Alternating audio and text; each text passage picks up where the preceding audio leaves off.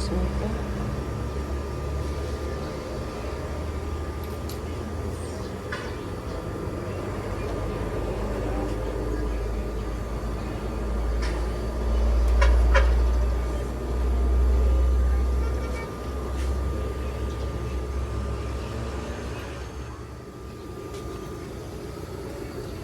Baliktad yung t-shirt mo, nak. Baliktad. Anong gusto mo bilhin sa bakery? Donuts. Can you say S? Practice ka sa S. Donuts. Donuts. Ha? Donuts. Donuts? Donuts. Ilang donuts sa'yo? 1, Isa lang. 2, 3, 4, and 5. Okay. Ikaw, ilang donuts sa'yo? Cookies. Cookie sa'yo. Black and white cookie? Sige. The lower black and white. 14 for me. Ha? 14. Ah, that's so many. Yeah, but 14 is only 50. It's 14 is only 50 pesos. Lo, taka lang magkanak ko eh. I'm not, but the last time we said 4, but they gave us 14. we gave them. Kabalo, oy, we pataka gave daw them- gani ko. We gave Ah, di daw them. siya pataka. We gave them 50, then they gave us 14. Gani, pero ilan ang maubos mo? 14? Maubos mo lahat? Yeah. Ah, kabalo, lagi ka nga 50 pesos ang 14. Yeah. Easy. Bright jud ka ba? Di jud ka mamaruan ba? Then Oo, 14 tatlo ka to buok. 6 lang. I'm 5. 5, yeah, I know, 5. Tapos ka ring isa. Isa lang din siya, kaya naman dito. Ikaw na next. Ikaw na next, ulit nga.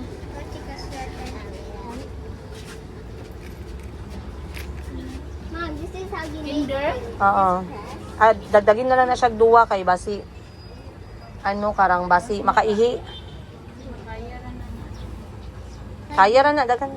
Why did you just stay here? Para lima tanan. Why did you go that way? Te, pwede na ako pabutangan og duwa ka adjust dire te, duwa ka ano dire sabitan para maguot maluag. Kanang butangan o murag garter. Dili katugong sabitan sa hook niya. Stand up properly. Stand up ka maayos. Yan. Naka-cute ni Chico. Oh, baliktad ang t-shirt pero hanggang tuhod ang uniform. Make your butt look big. Oh, makatumba ka dyan. Wag.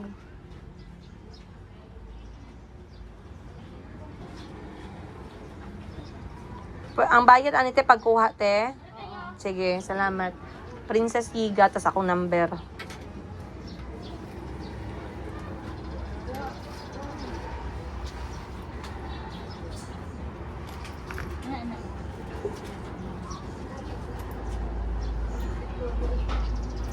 Diba? Huwag magalaw na. Huwag magalaw. Tama na mag-drawing sa kamay nyo. Madami na kayo drawing. Medyo loose lang ihang short. Oo. Mas ganahan gani ko medyo loose. Di ko ganahan ng fit. Payatot kasi yung tanawon. Katong isa, utro po to, te. Medyo loose din. Sige. Mas maganda yung medyo loose kasi pag fitting parang sexy. Baliktad yung skin. Gani. Kung sa agad.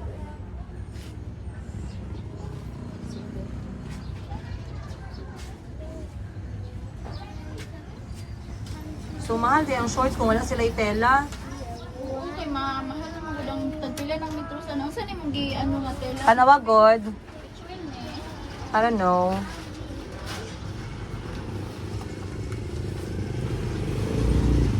Okay lang? Oo. Dili siya mag-run, no? Ay, dili mag-run siya na. Dili mag-mulmul. Ay, oo. Pangit pang ko itong ano, tinturong. Say number. Princess Yiga, 0950. Y-I-G-A. Y-I-G-A. Ay. 0950. Paalam muna ako sa mga bata, guys. Paubaya ko muna sila sa ate ko. Chico, punta muna kayo sa bukid, ha? Go muna kayo sa mountain, ha? Ikaw. Dito lang ako, kay marami ako work. Aww. Okay lang? Hindi. Andun man si Mami Shinshin. Hindi. Magsunod lang ako, ha? Dito lang Opo ka, magkain ka. Upo kayo, magkain ka. Upo kayo na! Nice mo, oh. I just ate. Then sit kayo, mag-choke ka. I just ate. Ilabas mo na naman yung electric fan. Okay. So anyway, I was saying guys, sabi yung ate ko na uwi siya ng bukid. Hindi na ako sasama kasi ang dami kong kailangan tapusin bukas. Meron akong meeting bukas na kailangan kong harapin. So sabi ko hindi na muna ako sasama. Pero yung mga bata ipapaubaya ko muna kay ate, no? So lahat sila sasama. Kasama si Bunny at saka si May. Samantalang ako yung mga staff dito muna kami magstay dahil ang dami nga namin kailangan tapusin. And ano pa ba? Ang dami nating gagawin. But anyway, marami ako mga comment na gustong sagutin din pala from the last episode. Kunin ko lang yung isang cellphone ko, guys. Nakita niyo yung nagpipeel off yung aking, hindi naman nagpipeel off. Kasi ako na, hindi rejuvenate. Nag-scrub, parang scrub yung aking mukha. Kaya medyo meron kayo makita dyan ng mga scarring or peeling. Ayun. Try natin dito. Ayan. Busy sa shop ngayon. Nagla-live selling yung staff. Kasi ako sa Saturday yung schedule ko ng live selling. Dito tayo. Ayan. So, dito tayo mag-uusap-usap. Iba pa din kasi talaga pag may microphone, no? Dahil pag may microphone, sobrang klaro. Oh, ano naman? Saan ko na naman naiwan ang microphone ko? Ha? Kachat daw. Ang microphone ko kung naiwan sa shop. Pakisilip daw doon, May. May? Pakisilip daw doon. Ask mo si Miss Hannah. Okay. Sorry, guys. So, recently, I have accepted itong mga comments. Ayan.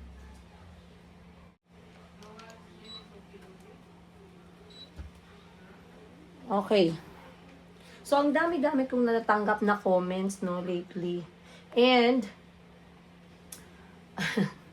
natatawa ako kasi this has been quite overwhelming na linggo sa akin. Kasi nga, katulad ng sinabi ko sa inyo, nag-umpisa si Mr. Yiga na magsustento. Pero I did not give my faith talaga doon nakafocus. Kaya hindi ako masyadong, update ko lang to sa inyo. Hindi naman ako super duper, thank you gang, hindi ako super duper talaga galit na delayed na siya ng 2 buwan sa sustento niya. Kinakalmahan ko yung puso ko kasi I cannot be angry. Lalo na marami tayong mga nararamdaman kasi syempre senior citizen na tayo, 'di ba guys? But, nagpadala na naman si Mr. Yiga ng kanyang intensyon na makipagkita. Pero kinaklaro ko sa kanya kasi ang gusto niyang mangyari, kami lang magkita dapat. Hindi ko alam. Parang hindi ko alam kung na-misunderstood ko ba yung kanyang message. Pero parang nakasabi dun sa message niya. Gusto niya na mag-meet kaming dalawa. So sabi ko sa kanya, hindi ako makikipag-meet sa'yo. Wala tayong reason para mag-meet. Pero, pag ang mga bata talaga yung focus mo, I need your plan as soon as possible para naman ma-arrange ko ng maayos, 'di ba? So, medyo, ayun na naman, naglalaro na naman si Mr. Yiga ng kanyang mga laro-laro, no? Huwag mo ako laruin, dong. Galing na ako dyan, dong. Tapos na ako sa laro. Nag-game over na ako sa'yo.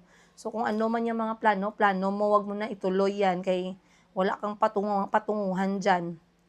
So, I feel like, siguro, kung hindi niya makuha yung gusto niya, baka itigil niya naman sustento, bahala ka na doon, gawin mo na anong gusto mong gawin, kay makapagod din, no?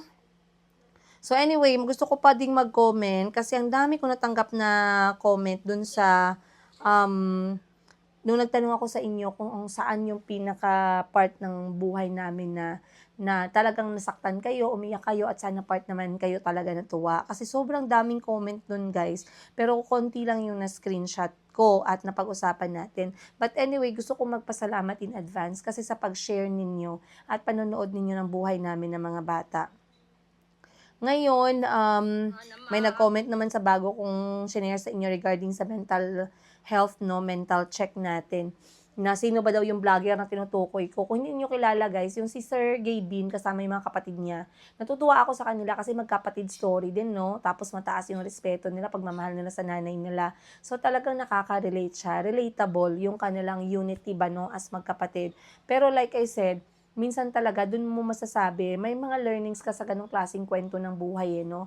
Na nakikita mo silang masaya, nakikita mo sila maraming pera, pero hindi pa rin talaga tama, okay? So, hindi lahat ng may pera masaya, hindi lahat ng tumatawa okay, okay? Hindi lahat ng mga nagpapatawa is masaya at magaan yung buhay nila. Alright? Meron silang mga silent battles. Ayun. So, may nag-comment nga dito, sabi ni Ma'am Rocky Mendoza, shout out sa'yo. Gaano karaming pera ba ang kailangan ng isang tao para masabi niya na kontento na siya? Di ba wala? The more you have money, the greedier a person becomes. Kaya ang prayer ko, wag lang talaga magkulang. Wag lang magkasakit yung family member ko. Same tayo, ma'am. Ganun lang din yung prayers ko. Na bahala na mahirap araw-araw, wag lang talaga magkasakit. Kasi mahirap na nga, nagkasakit ka pa, ay naku, sobrang hirap naman talaga nun, no? So, yun lang yung natin, prayers natin. But, anyway, I wanted to make sure that you guys are okay. Alam ko marami sa inyo yung humuhugot ng lakas nila, nai-inspire sa kwento ng buhay ko. Huwag kayong mag-alala kasi hindi din perfecto yung buhay ko. Huwag kayong mag-alala kasi kahit na ganito nakikipag-usap ako sa inyo, ang dami ko ding problema behind the scene. Okay? Hindi perfecto. Sa mga nagsasabi, ma'am, balance yung buhay mo kasi ganito, nagtatrabaho ka, pero lumalabas kayo ng mga anak mo, pumupunta kayo sa dagat, may mga kapatid ka. Uulitin ko, hindi po balanse ang buhay ng kahit na sino. Laging merong sacrifices. So, pag may perang pumapasok dito, wala ako sa mga anak ko. Pag nasa anak ko naman ako, sarado naman yung negosyo ko. Ganun lang yun. So, wag tayo magkainggitan. And speaking of inggitan, no, I recently met an empowered woman. And I'm very happy kasi din ko na-realize, no, eto na-realize ko, take note nyo to. Walang babaeng maiinggit sa'yo. Ang babaeng hindi maiinggit sa'yo sa achievements mo, hindi ka sisiraan, hindi ka gagawing pag-ulam sa breakfast, merienda, tanghalian, almusal, panggabihan na kain sa mga kaibigan nila. In short, chinichismis ka. Yung babaeng walang insecurity sa'yo ay yung mismong mga babae din na very, yung parang very empowered din, very focused, very supportive sa kapwa nila babae. Kasi I just realized something, no? May nag-share sa akin ng ginagawa niya as source of income.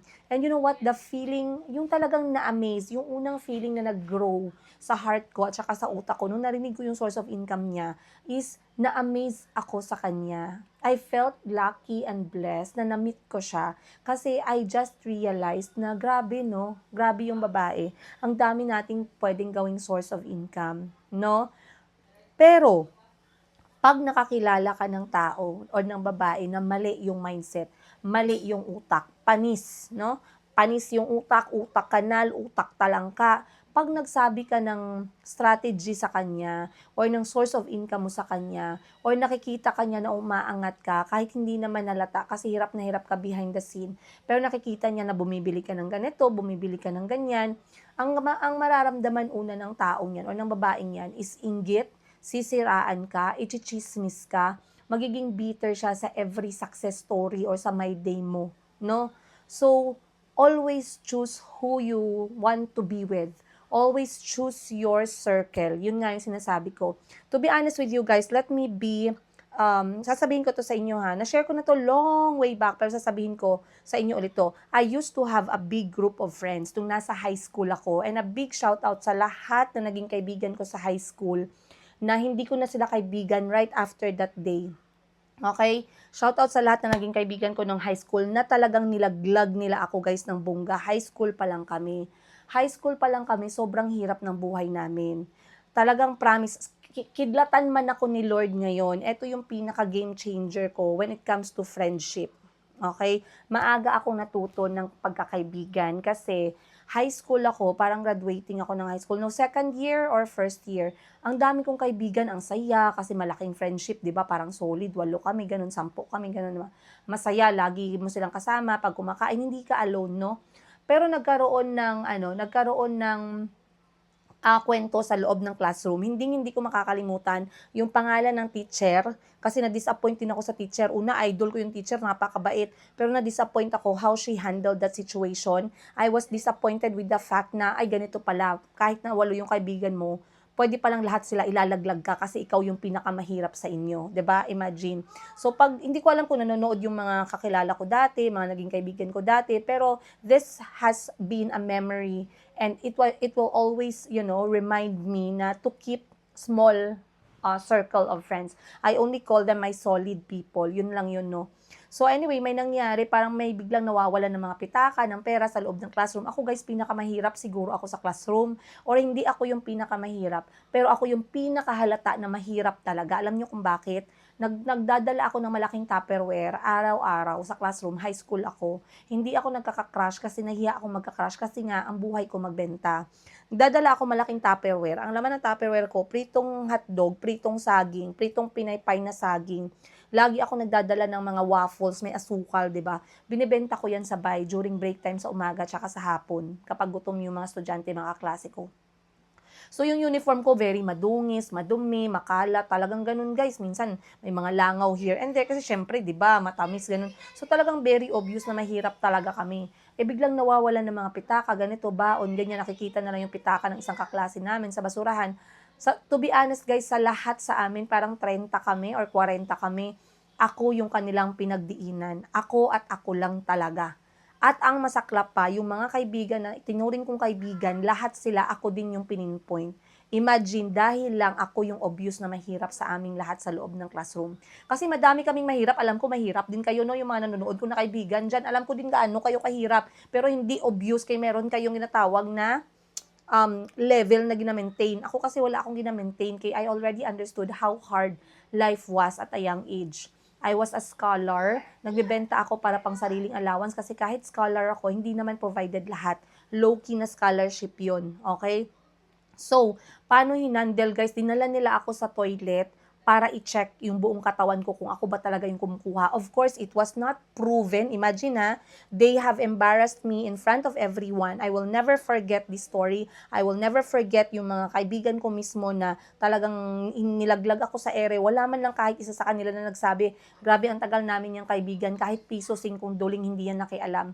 Kahit gamit namin hindi yan nakikialam. Kasi I am not after those things.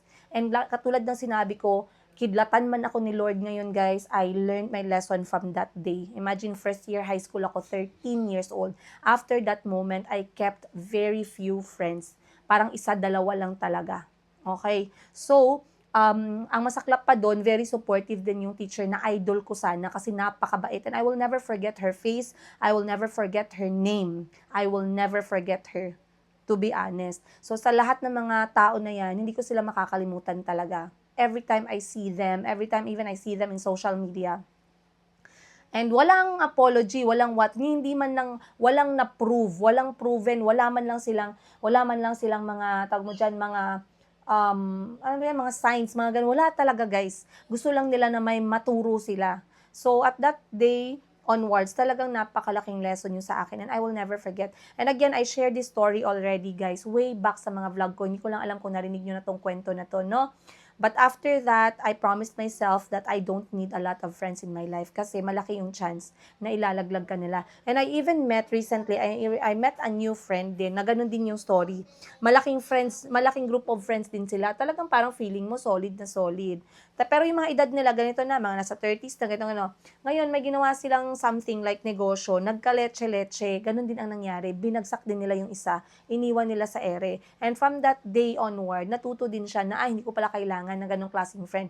I'm very blessed and I'm lucky na I learned this lesson early on in my life.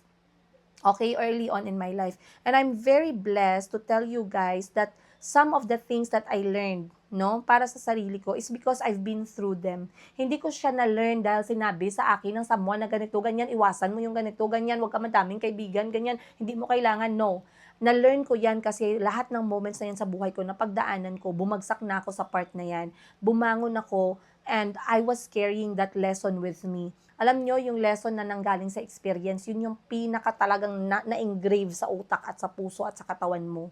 Okay? So, talagang dami kong learnings in life. Kaya nga sabi ko, nung hindi pa ako masyadong nagbablog, kahit nung nasa Thailand pa lang ako, wala pa, si Kahil pa lang yung anak ko, walang nagpapansin sa akin sa vlogging journey ko. Pero alam ko talaga there's something I want to share with the world. There's a value I wanted to share with other people.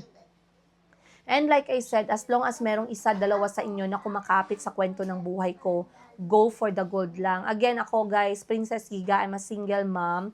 4 yung anak ko. I had my first relationship but it failed, and my si Kahil that time, ano pa lang siya, 1 year old, nakipaghiwalay na ako sa tatay niya. After 6-7 years, I moved on to another relationship. Nag-asawa, nagpakasal kami, and then after 5 years, I also walked out of the marriage. Dala yung mga anak ko. Nagkaroon kami ng 3 anak din together. Nag-walk out ako, buntis ako dun sa bunsong anak ko na si Mayumi kasi nga, I knew I was in the wrong marriage. And it's okay. It's okay. Maraming nagsabi, grabe, naka-3, naka-4 ka pa, no? Yan ang pinaka-bobo talaga na comment na narinig ko, guys. Pinaka-bobo, to be honest. Hindi ko na siya pwede explain kaya pag ganyan-ganyan ang comment, ibig sabihin, kahit simple explanation, hindi na yan nila maintindihan, no? So, anyway, yes, that's it. Nag-iimpake na kami kasi ihatid ko na yung mga bata kay Ma'am Sheena ngayon. And I'm going to finish some work for Friday, for Saturday, and then for Sunday, babalik na yung mga bata. In the meantime, I would like to be very productive. I would like to take this time para mag-focus din kung ano yung mga bagong venture na ginagawa ko. Mga maliliit lang, mga simple lang, pero I knew that they will work. Ayun. Sa lahat ng... Chico, wag yan, Chico. You're making noise. Sa lahat ng mga nag-message para mag-wholesale at mag-retail sa page namin, maraming salamat sa inyo, guys. Ayan, thank you talaga sa suporta ninyo. Napaka-importante ng suporta nyo na yan sa amin. Ay, kailangan ko na nga palang i-prepare yung mga passport ng mga anak ko. Ay, yan na ba sa mga passport nila?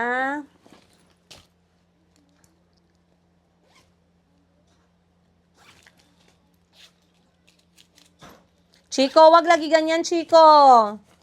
Wag ganyan. Dami kong kailangan i-prepare, guys, dahil paalis nga kami, no? And pag paalis tayo, kailangan natin i-prepare yung mga gamit natin na dadalhin, lalong-lalo na yung mga passport ng mga bata. Sana ba yun? Ayan. Ayan, dito na yata yung passport eh. Ayan. Ito ba yun? Ay, hindi. Mga lumang passport to.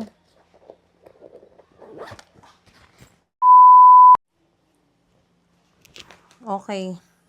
So, upon checking, guys, lahat naman ng mga anak ko at yung visa nila ay all okay na. Ayan. Ay. 3. Tama. So, eto plus ang akin, ayan, bali 4 lahat. Okay. So, as you can see, ready na yung passport namin.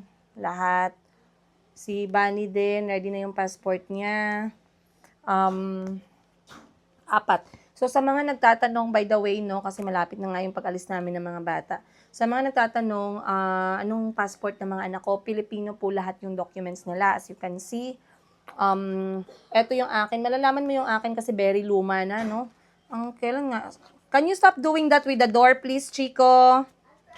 No, love. 2030 pala yung expiration nito. Hindi pa naman siya puno. Parang nakakalahati na siya. And, eto naman is here.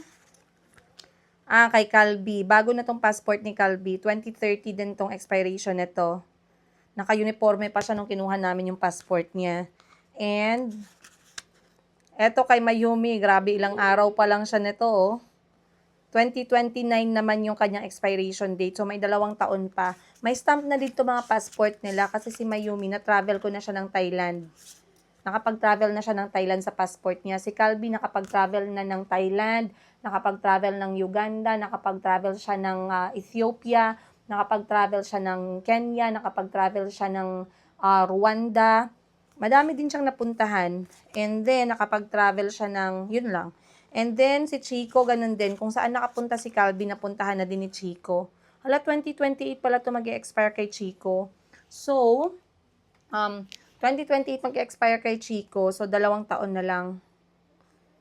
Okay na din to guys. So, lahat naman okay. So far, so good. Alagang-alaga ko yung passport ng mga anak ko. Kasi nga, syempre, anytime, no, kailanganin natin, ay talagang ready na siya. So, other than this, other than the passports, ang dadaling natin ay mga original copies ng kanilang mga birth certificate kasi baka mamaya hanapin. And, I guess yun lang yung dadalhin ko. Mga visas nila, siguraduhin natin na tama. Ang cute naman ni Mayu. Ay, ang cute ni Calby dito, oh. Calby, ilang araw pa lang siya. Ang cute. Para siyang si Mayumi din. Alright. Anyway, guys, maraming salamat ulit sa inyo. Napaka-excited namin na masama kayo sa aming malapit na pag-alis. Magiging busy na yung buwan na to, lalo na ngayon na na-finalize na yung flight namin paalis talaga ng Pilipinas. Ayun. So, kung excited ako, sana excited din kayo. Sabihan nyo ako ano mga nilulook forward ninyo for this new milestone sa buhay namin ng mga bata. Yun lang muna guys, no? I'll see you on the next episode. Much love, Princess Higa. Oy, t-shirt, Chico, kayo nakahupad ka. Wow, ang cute naman ni Mayumi. Salamat sa nagregalo ng kanyang mga ipit. Ang cute. Ang daming ipit si Mayumi ngayon, mabago guys. This is our checkered pink cherry. Ang cute, naka-shorts ka na. Malamig man doon, tsaka may lamok. Ha? Little bit lang. Little bit lang, nak. Be? Little bit lang. It's you. Wow. With me. Pokemon. I said a Pokemon first. Me too. Me too. Si Chico naman wearing superhero. Very good. Si Calby wearing blue shirt. Oh. Sonic School. Ruby School. Okay na lahat, May? Wala ka nang nakalimutan, May? Thunder. Ha? Thunder. Sige. Ay, Mayumi, go ka kay Mami Shinshin. Go ka sa mountain. Kiss ako. Kiss, Mama. Kiss. Thank you. So, pahinga-hinga lang sila ng konti. Then, hatid ko sila kay Ma'am Shin. Blue one for me. 167. Yes. Lunchbox. Mickey Mouse for you. Wait.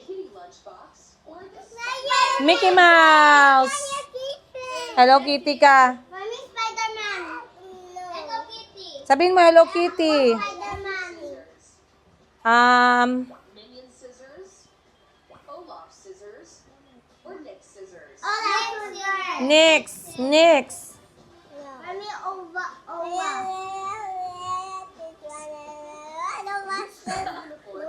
Wala akong nasabdan, nak. Moana's uniform. Moana's uniform. Only for Yeah, Calby will not choose kay girls yun. Ha? Wow. Sino sa'yo, Mayumi? Mira. Mira. Hey. Akin si Zoe. Inside Out bookmark, Avengers bookmark, or Frozen bookmark. Inside Out. Sino sa'yo, Chico? Ha? Convention. Avengers. Alam ko sa'yo kasi mahilig ka superhero eh. Would you rather get a paper Oh no! or subscribe to this channel? Get a paper ka! Subscribe to this video. Subscribe! Sonic! Mommy, Sonic. Pokemon. Wow, Roblox. No, No, Mom, you're supposed to be Sonic because look at the Yeah, I like Sonic. I like Sonic. Where you can run. The portrait is so cute. Okay, sige. Mira's Debate Club, or Moana's March. Moana! Mira. Sa'yo, Moana. Wala.